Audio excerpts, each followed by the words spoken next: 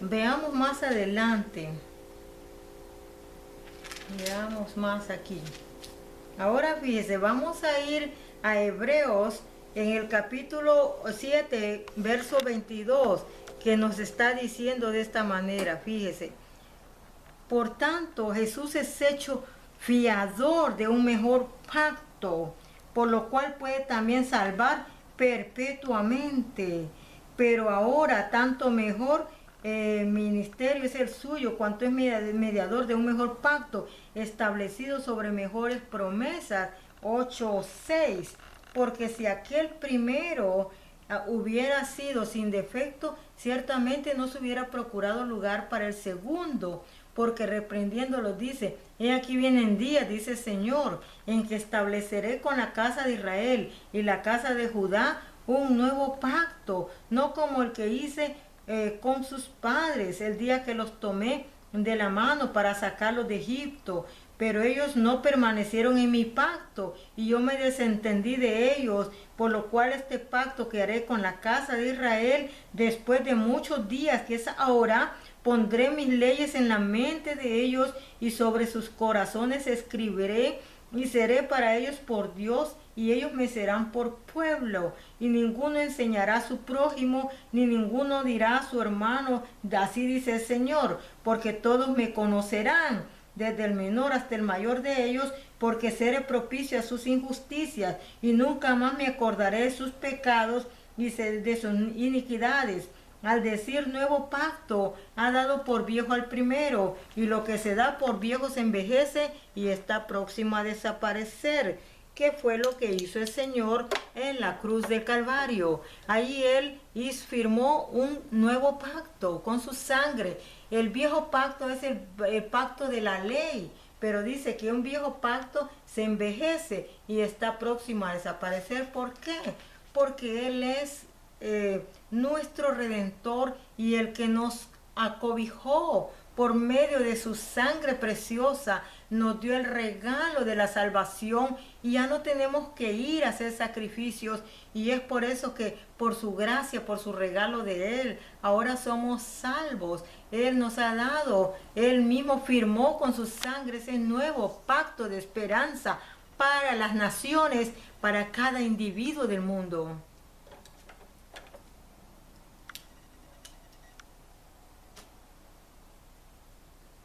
Veamos más adelante.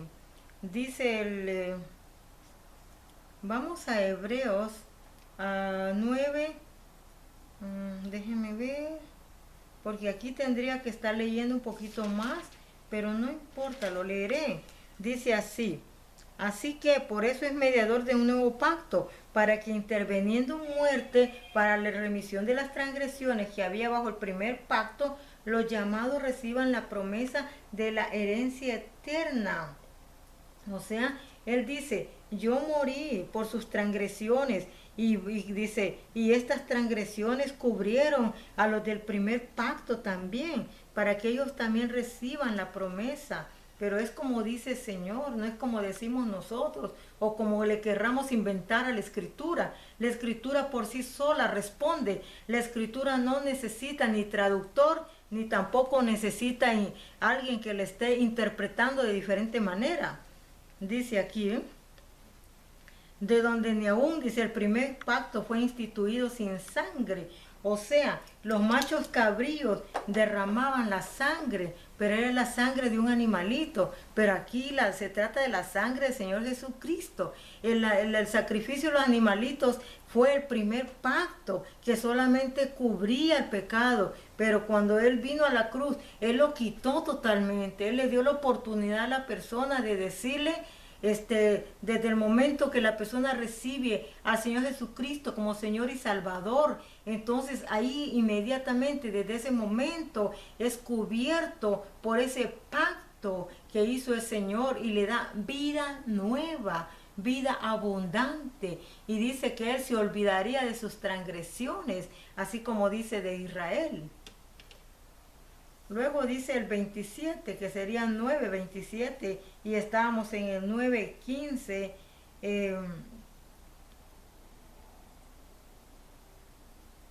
Fíjese cómo dice 14, que lo pasé por alto. Dice, cuanto más la sangre de Cristo, el cual mediante el Espíritu eterno se ofreció a sí mismo sin mancha a Dios, limpiará vuestras conciencias de obras muertas para que sirvan al Dios vivo. Todo lo pasado quedó muerto. Entonces dice, y de la manera que está establecido para los hombres que mueran una sola vez y después de esto el juicio. Así también Cristo fue ofrecido una sola vez para llevar los pecados de muchos y aparecerá por segunda vez sin relación con el pecado para salvar a los que le esperan. Entonces aquí estamos encontrando palabras como pecado, estamos encontrando salvación y estamos viendo también que él dice que aparecerá la venida del Señor por segunda vez, dice. Y luego dice que hay un juicio para las personas que mueran en delitos y pecados. Y no estamos tocando el punto del pecado, pero todo va relacionado. Dice, así que hermanos, teniendo libertad para entrar en el lugar santísimo por la sangre de Jesucristo, por el camino nuevo y vivo que Él nos abrió a través del velo, esto es su carne, y teniendo un gran sacerdote sobre la casa de Dios, acerquémonos con corazón sincero, en plena certidumbre de fe, purificados los corazones de mala conciencia y lavados los cuerpos con agua pura. Mantengamos firmes sin fluctuar la profesión de nuestra esperanza, porque fiel es el que prometió, y considerándonos unos a otros para estimularnos al amor y a las buenas obras. Y el 25 dice, no dejando de congregarse, porque sabiendo que aquel día está próximo la venida del Señor, para que nos encuentre haciendo su voluntad y teniendo compañerismo con los hermanos. Y fíjese cómo está diciendo, todo está acerca de lo que es la venida del Señor, ¿sí?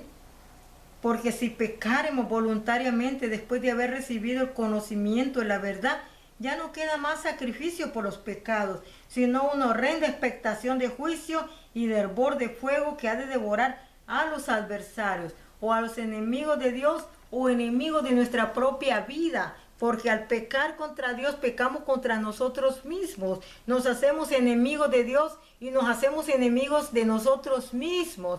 Porque nosotros mismos no estamos dejando que nuestra alma sea salva. Porque queremos las cosas del mundo, queremos enlazarnos con las cosas del mundo y no nos importa hacia dónde va nuestra alma.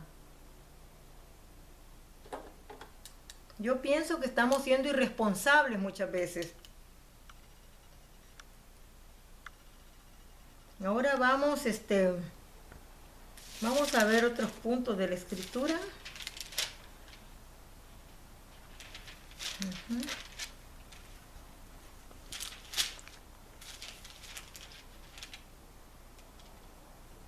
Fíjense cómo nos está diciendo Hebreos 12 a 23. A la congregación de los primogénitos que están inscritos en los cielos, a Dios el juez de todos, a los espíritus de los justos hechos perfectos, a Jesús el mediador del nuevo pacto y a la sangre rociada que habla mejor que la de Abel. Mirad que no desechéis al que habla, porque si no escaparon aquellos que desecharon al que los amonestaba en la tierra, mucho menos nosotros si desecháremos al que amonesta desde los cielos.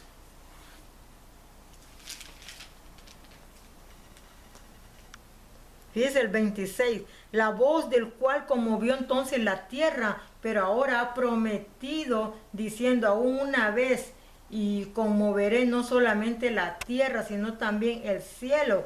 Recordemos que hay profecía de que dice la palabra de Dios, que los cielos se van a estremecer y que la tierra se va a estremecer. Entonces va a ser un impacto, algo terrible que va a pasar. Por eso dice que la voz que nos amonesta desde el cielo es el que va a ejecutar todos estos hechos.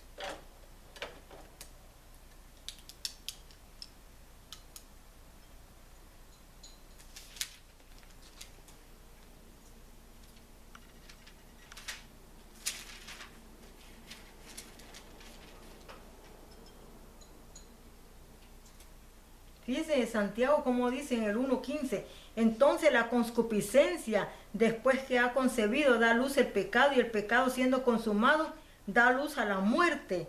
O sea que el pecado, la ley está puesta en el mundo para enseñarnos, mostrarnos nuestras fallas que se convierten en pecado, en transgresión de la ley. Y este pecado nos lleva a morir espiritualmente y a morir moralmente también. Porque el que comete pecado es reo de juicio y es reo de cárcel física y cárcel espiritual. Entonces, como usted mira, somos personas que estamos bajo la ley de aquí de la tierra, pero que estamos bajo la ley también de Dios. Entonces las dos cosas se ejecutan en contra de nosotros mismos por no caminar con sabiduría y entendimiento.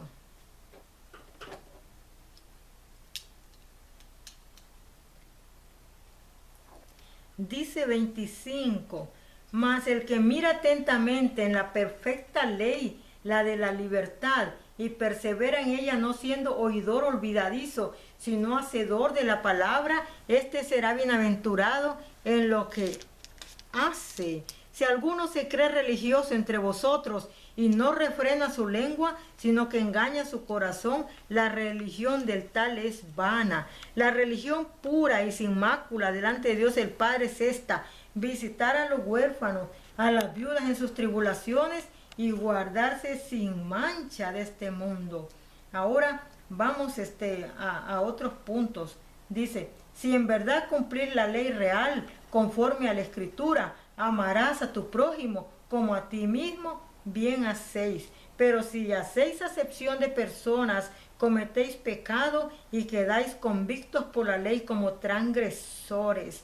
Porque el que dijo, no cometerás adulterio, también ha dicho, no matarás. Ahora bien, si no cometes adulterio, pero matas, ya te has hecho transgresor de la ley. Así hablad y así haced, como lo que habéis de ser juzgados por la ley de la libertad.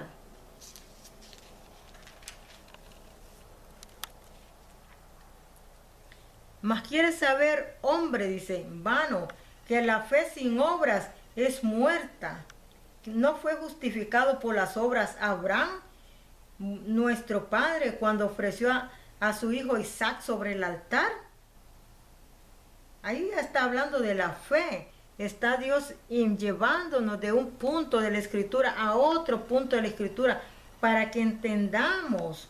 Uno solo es el dador de la ley, que puede salvar y perder.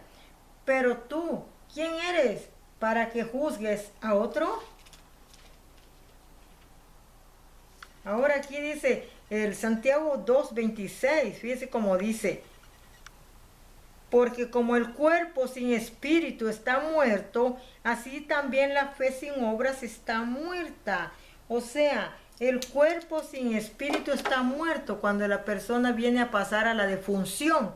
Pero no está hablando solo de eso, está hablando de que una persona que no tiene a Cristo Jesús en su corazón, que no ha nacido de nuevo por el Espíritu, no ha sellado con Cristo ese pacto que Él hizo en la cruz, porque el Señor ya lo hizo, pero ahora falta que nosotros demos el paso para recibir ese pacto de salvación. Entonces, el espíritu de la persona está muerto en delitos y pecados. Usted lo mira que camina, usted lo mira que habla, usted lo mira que estudia, usted lo mira que es abogado, que es ¿qué puedo decir? Tantos títulos que hay de la universidad.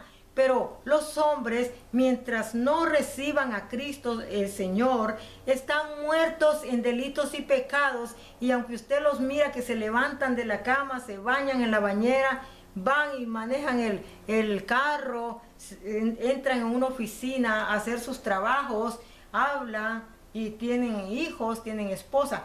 Pero esta es la muerte espiritual del espíritu del hombre, que no tiene la capacidad de poder vivir delante de Dios como un hombre de Dios, porque no le ha recibido. Entonces por eso dice, pero ahora cuando habla de las obras, también hay obras vivas y obras muertas. Las obras muertas son todas aquellas que se hacen con malicia del corazón, porque piensan que por las obras van a entrar al cielo. Y muchos israelitas en el pasado del tiempo no le presentaban al Señor en el santuario los holocaustos con animales defectuosos. Eso era una malicia del corazón, una maldad y una ofensa hacia el Santo de Israel, hacer semejantes cosas. Es por eso que nunca pudieron alcanzar la salvación a través de los rituales.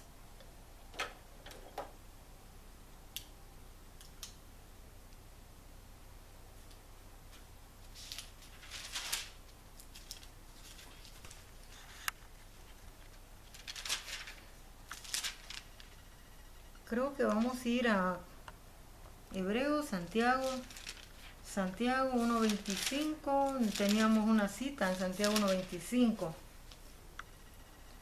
Ya lo dijimos, ya lo dije, perdón. Y luego, Primera de Pedro 4, 1, 2, 3. Veamos a Primera de Pedro.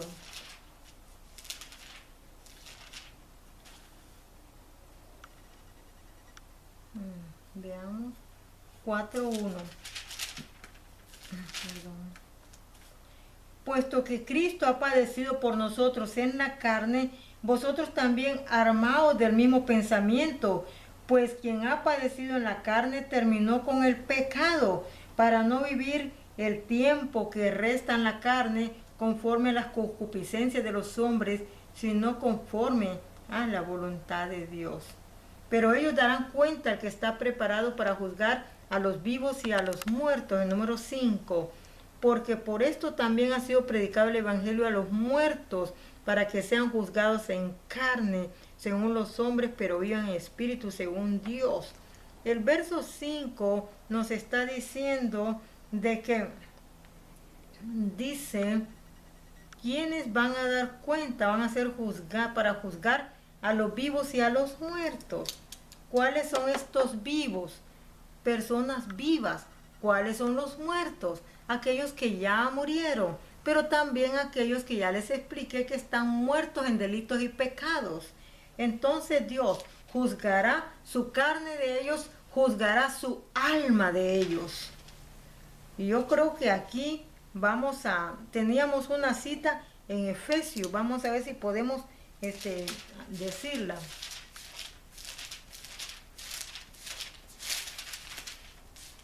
Efesios 2:12.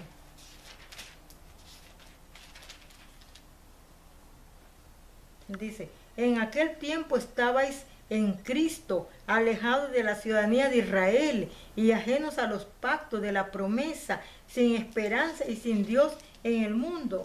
Pero ahora en Cristo Jesús, vosotros que en otro tiempo estabais lejos, habéis sido hechos cercanos por la sangre de Cristo, porque Él es nuestra paz, que de ambos pueblos hizo uno, derribando la pared intermedia de separación, aboliendo en su carne las enemistades, la ley de los mandamientos expresados en ordenanzas, para crear en sí mismos los dos un solo y un nuevo hombre, haciendo la paz, y mediante la cruz reconciliar con Dios a ambos en un solo cuerpo, matando en ella las enemistades. Y vino y anunció las buenas nuevas de paz a vosotros que estabais lejos y a los que estaban cerca, porque por medio de él los unos y los otros tenemos entrada por un mismo espíritu al Padre. Así que ya no sois extranjeros ni advenedizos, sino conciudadanos de los santos y miembros de la familia de Dios,